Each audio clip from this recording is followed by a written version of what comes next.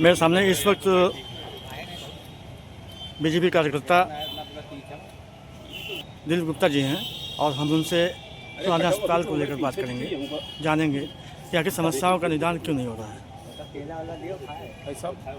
ये बहुत पुराना अस्पताल है और इस अस्पताल के लिए हमने कई बार जनप्रतिनिधियों से इसके बारे में कहा भी है कि महोदय ये कम से कम 25 से 30 बीघे, आप दिखाइए थोड़ा सा, 25 से 30 बीघे का ये ज़मीन है और तुलसीपुर नगर के मुख्य हृदय स्थली पे जुड़ा हुआ है और ये सरकारी अस्पताल की ज़मीन और यहाँ पे बार बार निवेदन किया जा रहा है। जो स्थानीय जनप्रतिनिधि हैं हमारे माननीय जी लोग, मैंने उनसे कई बार कहा है, लेकिन अब ये बातें वो माननीय मुख्यमंत्री तक पहुँचाते हैं कि नहीं पहुँचाते हैं, ये तो एक सोचने का विषय है। लेकिन अभी तक इस पे पिछले 9 साल की सरकार हो गई है, लेकिन अभी तक इस पे स्थिति वैसी ही बनी हुई है। इस संबंध में आप के द्वारा और कई अन्य लोगों के द्वारा शासन को अवगत कराते हुए ज्ञापन भी दिया गया है। मैंने अभी हाल ही में, मतलब इससे पूर्व तो मैंने माननीय विधायक जी लोगों से कहा इस बात को लेके, और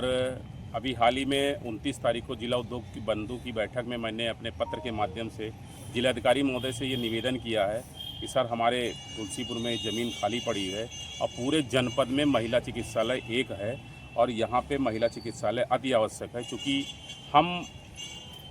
मैं अपनी बात तो नहीं कह सकता हूँ, लेकिन मैं गरीब लोगों की बात ये कह सकता हूँ कि उनको चाहे मातृत्व की व्यवस्था हो, चाहे डिलीवरी की व्यवस्था हो,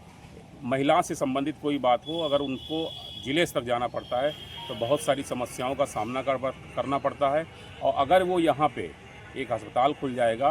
तो यहाँ से 25 किलोमीटर दूरी पे पचपड़वा है, 20 किलोमीटर दूरी पे हर्रैया है, 14 किलोमीटर दूरी पे बालापुर बाज़ार है और यहाँ से नज़दीक 21 किलोमीटर पे उतरौला पड़ता है। यानी कि एक सेंट्रल स्थान पड़ता है जहाँ पे महिला अस्पताल बन जाने से यहाँ और आसपास के महिलाओं का बहुत ही लाभ होगा। साथ ही साथ पूरे जनपद में अगर हम मतदाता की दृष्टि से देखते हैं तो हम लगभग 13.5 लाख हैं और आम जनमानस की दृष्टि से देखते हैं तो लगभग हम 30 लाख की आबादी में हैं और 30 लाख की आबादी में इकलौता महिला चिकित्सालय होने से लोगों को बहुत कठिनाई का सामना करना पड़ता है। मैं आपके द्वारा ये निवेदन करना चाहता हूँ और कि यहाँ पे अविलंब एक महिला अस्पताल जो खाली पड़ी हुई ज़मीन है इस पर निर्माण कराया जाए, जिससे लोगों का, गरीब लोगों का, मध्यम वर्गीय लोगों का समुचित इलाज हो सके। महोदय, सबसे बड़ी विडम्बना ये है कि ये क्षेत्र जो है माननीय योगी जी का दूसरा घर कहा जाता है और यहाँ पे एक प्रसिद्ध शक्तिपीठ है माँ पाटेश्वरी धाम। इसके बाद भी ऐसा हो रहा है, क्या कहना चाहेंगे इस पर? देखिए, माननीय मुख्यमंत्री जी का ये दूसरा घर तो है ही है और माननीय मुख्यमंत्री जी का अक्सर आना जाना होता है, लेकिन जब वो जनप्रतिनिधियों के साथ आते हैं तो उनकी बैठक भी होती है और बैठक में उन लोगों ने, जनप्रतिनिधियों ने उन तक ये बात पहुंचाई है कि नहीं पहुंचाई है। और माननीय मुख्यमंत्री जी की बात करें तो वो प्रदेश के ऐसे कर्मयोगी मुख्यमंत्री हैं जिन्होंने इस नगर को और ख़ास करके इस जनपद को एक पाटेश्वरी विश्वविद्यालय जो यहाँ पे नहीं वहाँ पे स्थिति बनी हुई थी कि यहाँ पे नहीं रहेगा, ज़मीन के लिए लोगों से कहा जा रहा था, उसकी व्यवस्था नहीं कर पा रहे थे। यहाँ पे उन्होंने एक मेडिकल कॉलेज की भी स्थापना कराई जो अभी कुछ ही दिन में उद्घाटन भी होने वाला है।